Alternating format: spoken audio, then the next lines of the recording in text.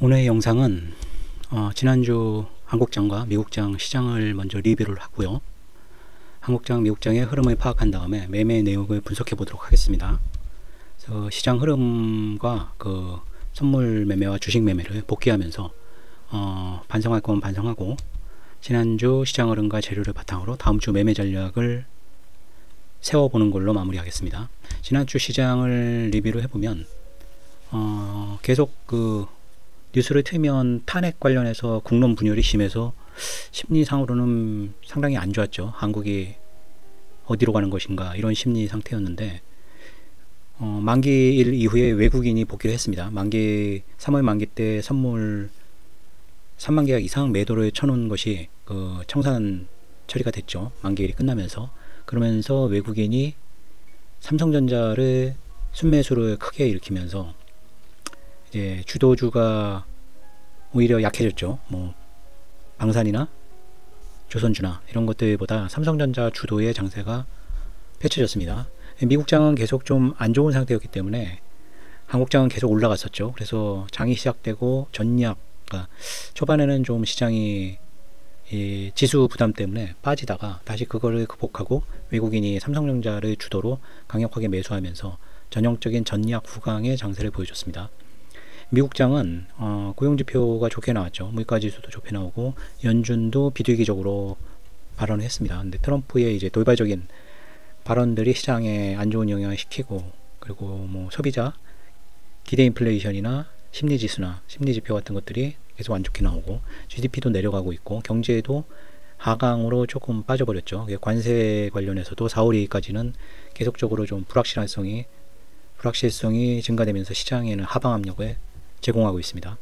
그리고 EU나 뭐 캐나다나 다 트럼프의 막말 때문인지 그 미국에 대한 불매 운동이나 혐오가 좀 더 높아지는 상황이고요.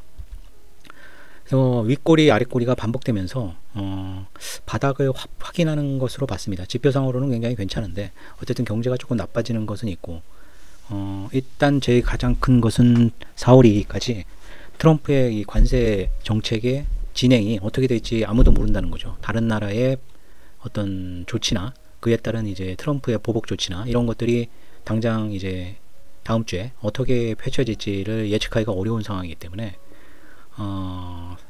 박스상의 움직임을 계속 보여주고 있습니다. 고용이나 물가 지표가 하방을 막고 있고 트럼프가 상방을 막고 있는 상황이죠. 한국장의 장기 투자는 삼성전자가 강력하게 부상하면서 이제 완연한 유동 장세가 아니기 때문에 뭐 삼성전자와 방산, 조선주 같은 것들이 함께 가기는 좀 어렵죠. 그래서 삼성전자가 강세를 보이면서 그 전에 이제 주도주였던 방산주, 조선주들은 이제 하락을 하고, 방산주는 이제 한화 에어로가 완전히 찬물에 끼얹었죠. 말도 안 되는 유상증자 규모를 나타내면서 방산주나 아니면 그 방산, 조선주 전체적인 이런 주식들에 대해서 투자 심리를 상당히 나쁘게 만들었습니다. 최고가 대비 9.9% 종목수는 장 초반에 잠깐 올라갔다가 꾸준히 내려가다가 이제 금요일날 좀 올라갔죠. 제가 장기 투자는 이제 100 최저가 대비 9.9% 이상 종목이 이제 100 종목 이상이어야 된다고 말씀을 드렸는데, 삼성전자 때문에 시장은 올라갔지만 종목 수는 오히려 약간 좀 하락 추세를 보이고 있습니다. 나스닥 선물은 전형적으로 박스에서 움직였습니다. 이게 올라갔다 내려갔다 올라갔다 내려갔다 올라갔다, 이런 상황에서는 사실 돌파 매매 위주로 하는 저로서는 수익을 내기가 상당히 어려운 장이죠. 뭐 상방 돌파를 한다고 사면은 다시 떨어지고, 하방 돌파를 한다고 셀을 하면 또 다시 올라가고, 오히려 비추세로 매매를 한다면은 굉장히 좋은 수익을 올릴 수 있는 장이었지만 뭐 그건 알 수가 없죠. 지나고 나서는 알 수가 있지만, 특히 금요일에는 거의 19,602까지 저점을 찍고 상승 전환해서 19,970까지 거의 370포인트를 저점에서 회복하는 강력한 회복세를 보여줬습니다. 하지만 상승 반전하려면 전저점인 21,100선을 넘어서야 될 거라고 보고 있습니다. 매매를 보면은 이제 그러니까 지지난주에 이제 대박, 12일날 대박 같은 것은 없었습니다. 물론 지난주도 선물 지수가 상방으로, 그러니까 양봉이 좀 크게 나온 날도 많았지만은 말씀드렸던 대로 초반에 셀로 갔다가 바이로 가기 때문에 전략 후강, 이럴 때는 선물 시스템이, 제 시스템은 거의 돌파에 근거된 시스템이기 때문에 그러니까 전약, 후약 아니면 정강, 후강 이렇게 초반에 셀이 점점 지속되면서 후반까지 셀로 가거나 아니면 초반에 바이가 점점 강화되면서 후반에도 강세로 나갈 때는 굉장히 이렇게 큰 수익이 나지만은 그렇지 않은 장세는 수익이 이렇게 크지가 않습니다. 그래서 지난주는 뭐 1700, 그리고 뭐 이 계좌는 뭐 거의 똔똔이었겠죠. 뭐 12일 날 수익은 이제 차이를 보여드리기 위해서 드린 것이고요. 그리고 이쪽 계좌도 1500 정도, 이쪽 계좌도 한 1500 정도 미미한 수익이었습니다. 제 선물의 매매 규모가 제 주식 매매하는 거에 한 50배에서 100배 정도 됩니다. 상승 장세에서는 거의 한 절반 정도로, 그러니까 주식 비중과 선물 매매하는 비중을 절반 정도로 맞추려고 노력은 하고 있습니다. 현재는 상승 장세로 보지를 않기 때문에 주식 비중을 최소한으로 낮춘 상태고, 그렇다고 뭐 지금 하락 장세로 접어든 건 아니죠. 그래서 계속 지속은 하고 있습니다.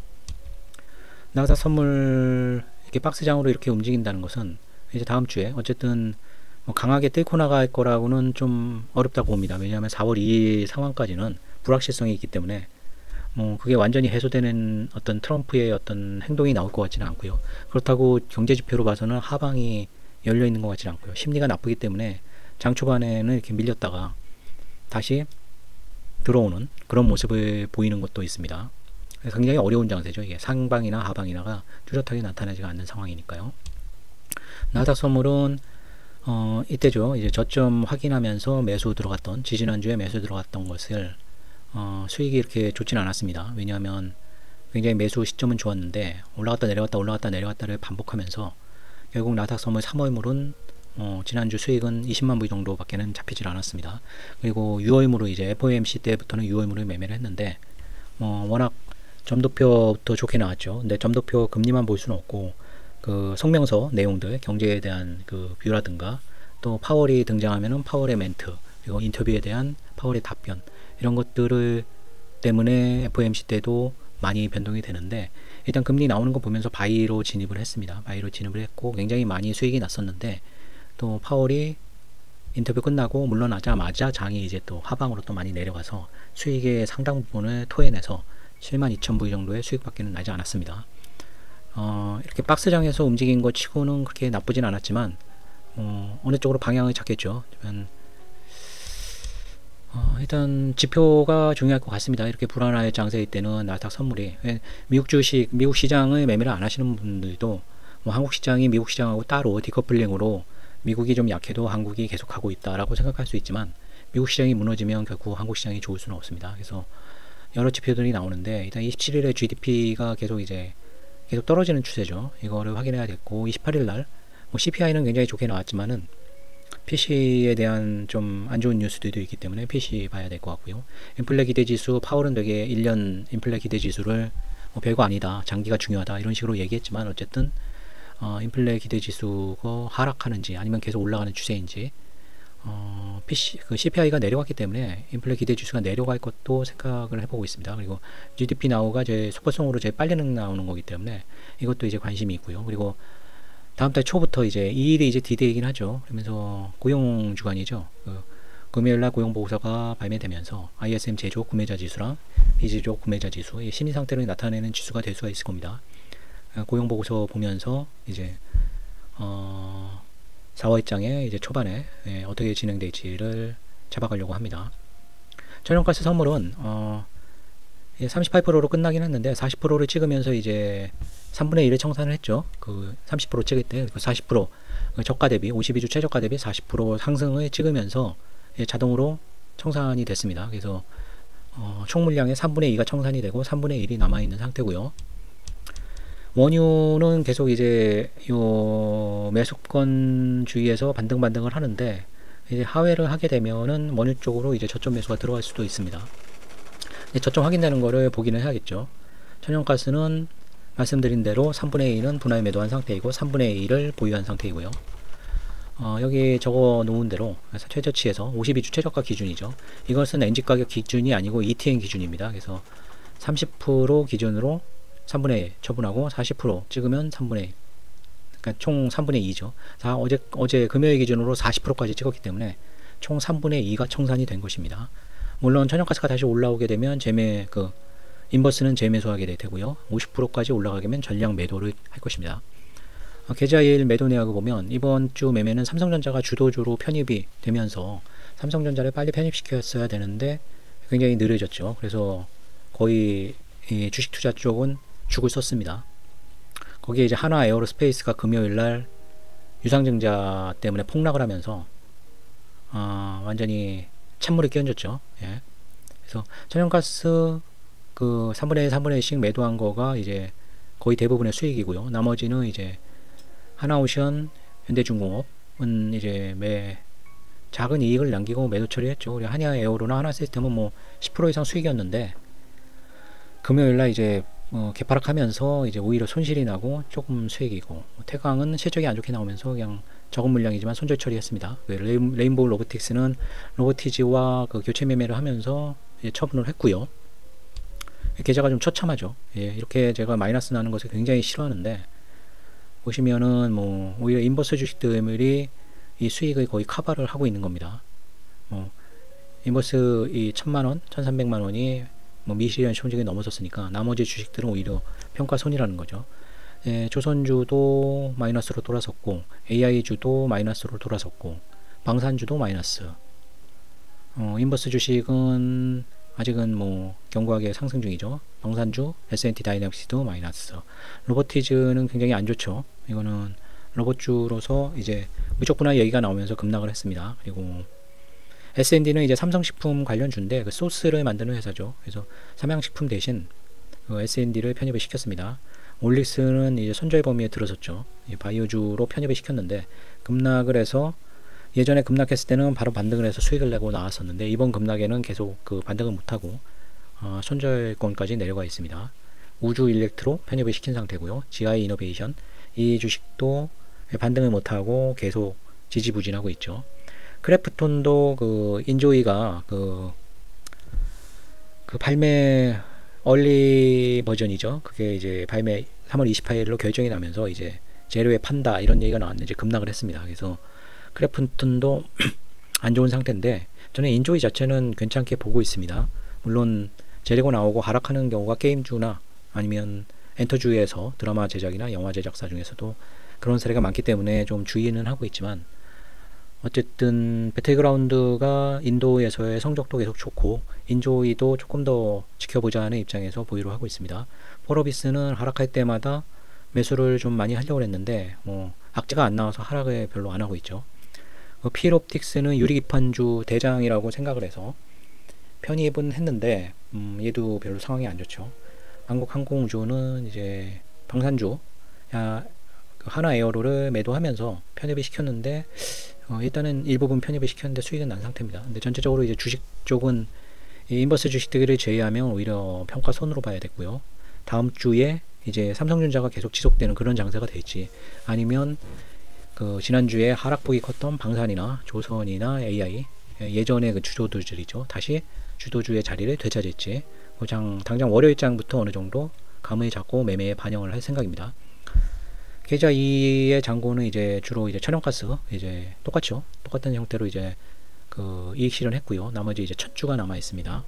그래서 천연가스 매매 때문에 2억 3천으로 수익률도 이제 400% 가까이 남겨두고 있고요. 3억 목표도 뭐 수량 중입니다. 크래프톤은 편입을 했는데 이것도 이제 마이너스 쪽으로 가 있죠. 신규주는 이제 한택을 매매를 했습니다. 여러 종목 중에 이제 한택만 매매를 했는데 신규주가 계속 음봉이 나고 있죠. 그래서 한택은 굉장히 좋게 보고 시가에 매수를 했습니다. 14,000주를 매수를 했고요. 이게 매수하는 거는 주로 이제 5,000주, 뭐 4,000주 이런 식으로 쭉 깔아놓죠. 그래서 그 깔아놓은 가격 위에서 시작되면 아래에 낸 그 수량은 체결이 안 되고 그 시작된 가격 위에다 이제 매수 주문을 낸 게 체결이 되죠. 이번 같은 경우는 위에 이제 시초가 위에 아마 주문이 3번이 들어갔을 겁니다. 그래서 14,000주가 이제 시가에 매수가 됐고요.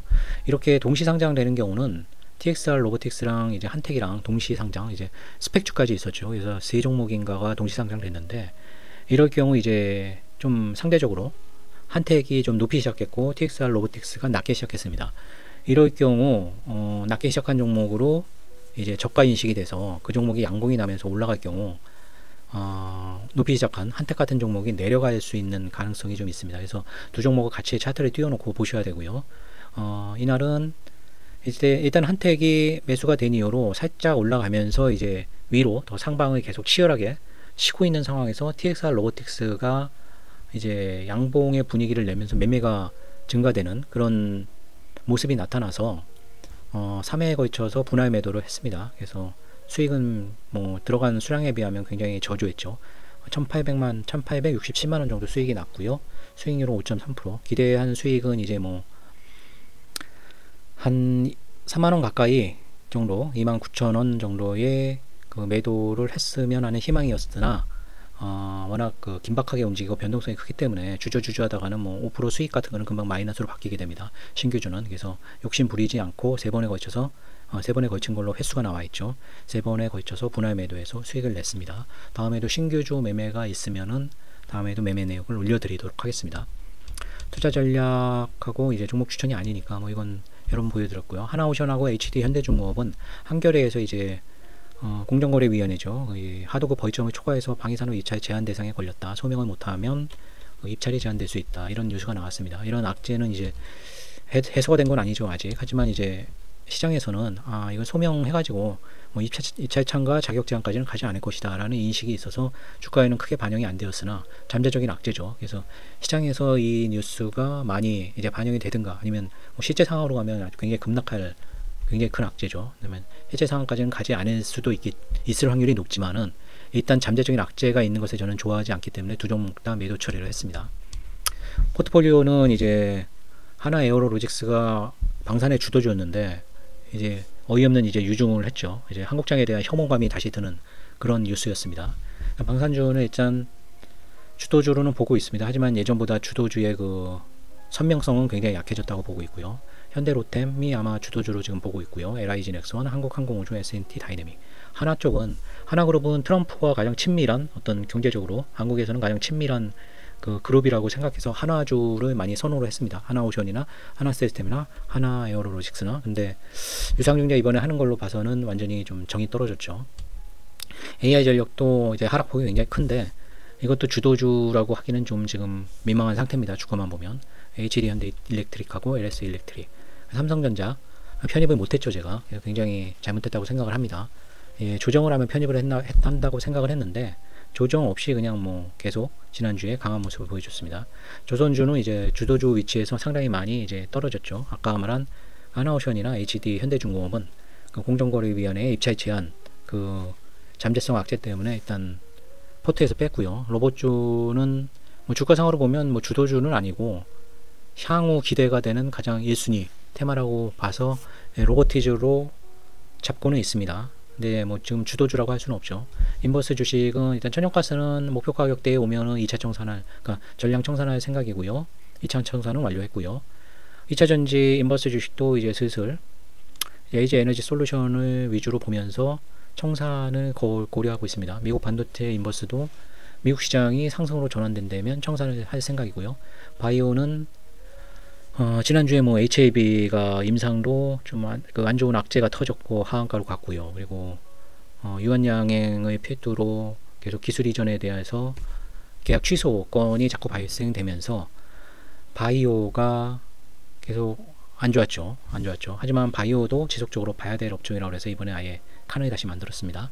업종 최선호주는 크래프톤하고 펄어비스 게임주에서 보고 있고요. 음식료품에서는 삼양식품에 S&D 넣고, 화장품은 코스맥스, 그리고 원전주로 두산 에너빌리티를 포트에 추가를 시켰습니다. 지난주 시장을 리뷰를 해보면 한국장은